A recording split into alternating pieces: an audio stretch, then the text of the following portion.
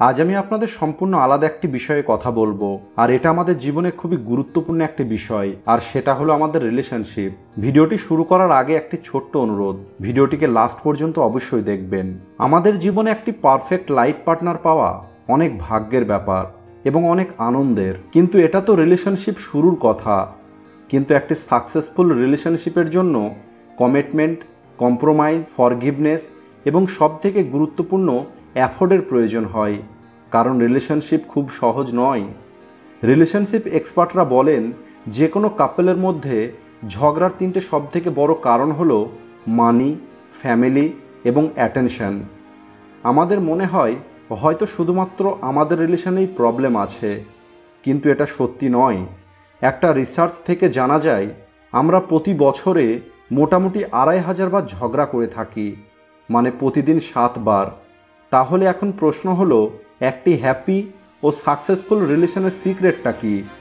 এটা মাঝে মাঝে ছুটি কাটানো, দুজন হাত ধরে পথ চলা, ভবিষ্যতের প্ল্যানিং করার উপর নির্ভর করে না, বা রোজ ফুল দেওয়া, গিফট দেওয়া, বা কোনো নামি রেস্টুরেন্টে ডিনারের উপর নির্ভর করে না, কারণ এই মুহূর্তগুলোতে সবাই হ্যাপি থাকে। কিন্তু যখন আপনি ঝগড়া করেন আর আপনাদের ভিতরে তর্ক হয়, তখন আপনার রিলেশনের আসল পরীক্ষা হয়। তাই একটি সফল রিলেশনশিপের সিক্রেট হলো কাপলস তাদের ভিতরে এই প্রবলেম, ঝগড়া ও তর্কগুলোকে কিভাবে হ্যান্ডেল করে। এক কথায় বললে, আপনি কিভাবে ঝগড়া করেন। হাজারো কাপলকে নিয়ে একটি রিসার্চে দেখা গেছে যে যদি কাপলসগুলো এটা বুঝে যায় যে কিভাবে একে অপরের সঙ্গে ঝগড়া করতে হবে, তাহলে তাদের লাইফ টাইম একসঙ্গে হ্যাপি থাকার চান্স 10 গুণ বেড়ে যাবে। সব থেকে বড় ভুল তো আমরা তখন করি যখন আমরা আমাদের ফিলিংসকে অ্যাভয়েড করি। আমাদের কোনো কিছু খারাপ লাগে, কিন্তু আমরা আমাদের পার্টনারকে সেটা বলতে পারি না, শুধুমাত্র হাসি মুখে সেটা সহ্য করে নিই ততক্ষণ পর্যন্ত যতক্ষণ না সেটা সরাসরি কোনো প্রবলেম না তৈরি করে।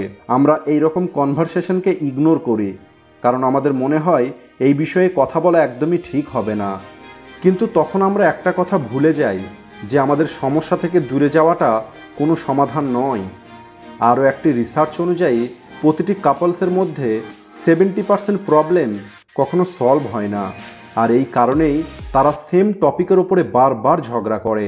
আর আপনি এই সেন্সিটিভ বিষয়গুলোকে কিভাবে ডিসকাস করেন তার উপরেই আপনার রিলেশনশিপের সাকসেস ডিপেন্ড করে। বেশিরভাগ সময় দেখা যায় যখন আপনি আপনার কোনো প্রবলেম ডিসকাস করেন, তখন সামনের জন কোনো কথা না শুনে সে তার অভিযোগ শোনাতে শুরু করে, আর তখন আপনি খারাপ ফিল করেন। ঝগড়া এবং তর্ক প্রতিটি মজবুত সম্পর্কের একটা অংশ।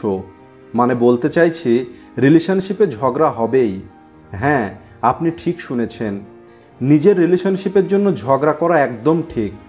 প্রতিটি রিলেশনশিপেই প্রবলেম থাকে, বাট বেস্ট ওয়ান ওই প্রবলেমের ভিতর থেকেই গ্রো করে।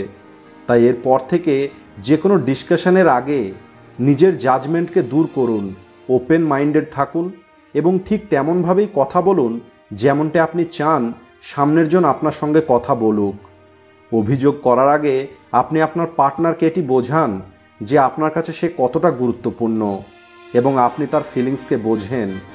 যে কোনো পরিস্থিতিকে দুজনে মিলেই সমাধান করুন, কারণ কখনোই একটি কথা ভুলবেন না, he or she is your partner for life. আরও একবার মনে করিয়ে দিই, আসলে লড়াইটা হলো প্রবলেমের বিরুদ্ধে, একে অপরের বিরুদ্ধে নয়। তো বন্ধুরা, কেমন লাগলো ভিডিওটি কমেন্ট করে অবশ্যই বলুন। ভিডিওটি ভালো লাগলে অবশ্যই লাইক করুন, শেয়ার করুন আপনার সমস্ত বন্ধুদের সঙ্গে। Thanks for watching. শেষ বিন্দু।